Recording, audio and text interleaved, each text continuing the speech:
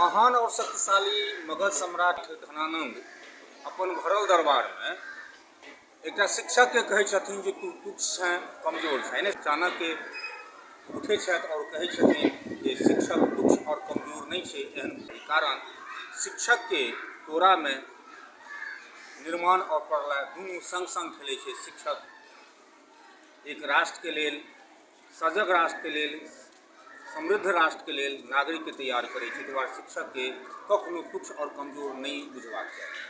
और हमहूँ एक तरह के विद्यालय में आयल छी जहाँ के वातावरण अहाँ के अद्भुत लगे छै। जहन कि पूरा बिहार में शिक्षा व्यवस्था के लकर फसल स्तर के लकर विभिन्न तरह के बात हो, विभिन्न तरह के बात कल जाए, आरोप प्रत्यारोप लागल जाए। तखन हम एक विद्यालय में एलहुँ ई कलुआही प्रखंड के मलमल में स्थित है, जे आदर्श विद्यालय के प्रतिष्ठा एक बेर नहीं दू बेर प्राप्त कलक और फिर तेसरो बेर लागल है। तरह के लिए हम ओहि विद्यालय में एलहुँ हैं। एहिठाम के बारे में हम किछु अगर बात करी,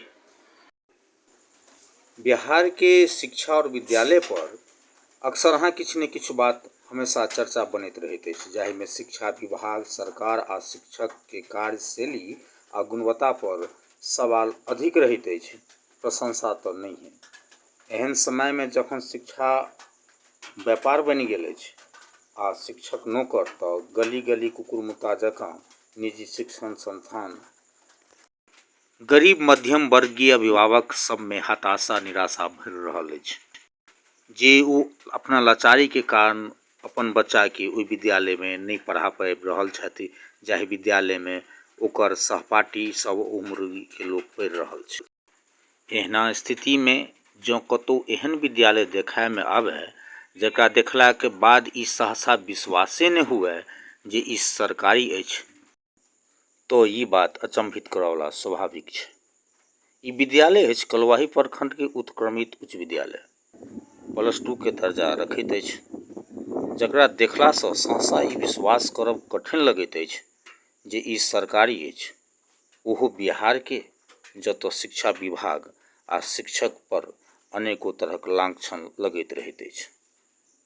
प्राथमिकता के संग साफ सफाई, लंबा चौड़ा विद्यालय प्रांगण, हरियाली से भरल, सुंदर फूल वनस्पति से सजल विद्यालय में आकर्षित करैत रंग रोगन, शांत स्वच्छ वातावरण जाहि में पठन पाठन में निमग्न अनुशासित बच्चा सब और शिक्षण कार्य में लागल शिक्षक अचंभित करैत अछि।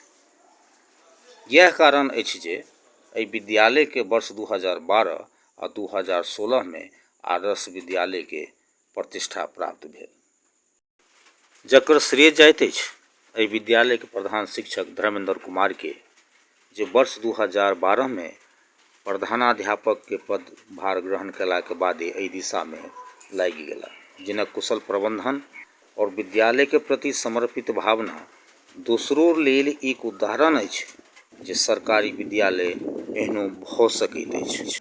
आदर्श विद्यालय तो सब विद्यालय भ सकै छै, लेकिन एकटा अपना आप में हुनर चाहिए। हम विद्यालय के आदर्श विद्यालय बहुत नीक जगह बनलिए, ओहिमे व्यवस्था परिवर्तन के लिए, साफ सफाई पर रखलिए, क्लास के संचालन सुदृढ़ तरीका से रखलिए, शौचालय के साफ सफाई रखलिए, बागवानी करवलिए, रंग रोगन समय समय पर करवलिए, समय समय पर पदाधिकारी का निरीक्षण मिले और निरीक्षण के रिपोर्ट के आधार पर सरकार द्वारा विद्यालय के आदर्श विद्यालय के दर्जा क्या बेर पढ़लिए आदर्श विद्यालय? 2 बेर पढ़ि गेलै आदर्श विद्यालय के पुरस्कार मिल गल छै। एहि बेर फेर सी एम विद्यालय स्वच्छ विद्यालय पुरस्कार के लेल सरकार आब जहिया देतै। अहाँ के जे कर्मचारी सब छै, शिक्षक सब, सहयोगी सब, हुनकर तरफ से कतेक सहयोग? पूरे उनके सबके सहयोग से, सब शिक्षक शिक्षिका के सहयोग से विद्यालय के और ग्रामीण के सहयोग से, सबसे ज़्यादा छै ग्रामीण के सहयोग से ही एक विद्यालय के आदर्श विद्यालय के दर्जा मिले। अहाँ आयल है हमर सब क्लास देखने हेबै एकदम सुचारू रूप से 1 से लगभग 10 तक हमर सुचारू रूप से क्लास चलि रहल छै। सब बच्चा सब क्लास में पढ़े छै, तल्लीन छै, मध्याह्न भोजन चलि रहल छै, अपन समय पर सब चीज होइ छै। मेरे शिक्षक शिक्षिका और ग्रामीण के भरपूर सहयोग छै। दोसर शिक्षक लेल अहाँ के तरफ से कोनो संदेश? देखियो, हम सब स्कूल के शिक्षक के संदेश दिए चाहे छी कि अधिकार के साथ कर्तव्यो चाहिए। अहाँ कर्तव्य करू, अधिकार अपने आप मिलत। और सरकारी स्कूल में तो गरीब गुरबा के बच्चा पढ़े छे, अगर ओहि बच्चा के हम नीक जकाँ पढ़ेबै तो हमरो बच्चा पढ़ते, हमर अपन बच्चा पढ़ते। अगर ओकरा साथे कतौ ने कतौ हम कोताही करबै तो हमर बच्चा नहीं पढ़ि पेतै। एहि दुआरे हम अपन शिक्षक समाज से आग्रह करबै कि विद्यालय के, सरकारी विद्यालय के अपन विद्यालय बुझि कऽ, अपन घर बुझि कऽ, अपन बच्चा बुझि कऽ अगर पढ़ेबै तो निश्चित रूप से विद्यालय आगे बढ़ि सकते। एक उदाहरण छै दोसरो शिक्षक के लेल, दोसरो विद्यालय के लेल, एक सरकारी विद्यालय के एक शिक्षक के द्वारा कोन तरह से अधिक बेहतर बनायल जा सकै छै, जाहिसँ दोसर के लेल उदाहरण पेश भऽ सकै छै।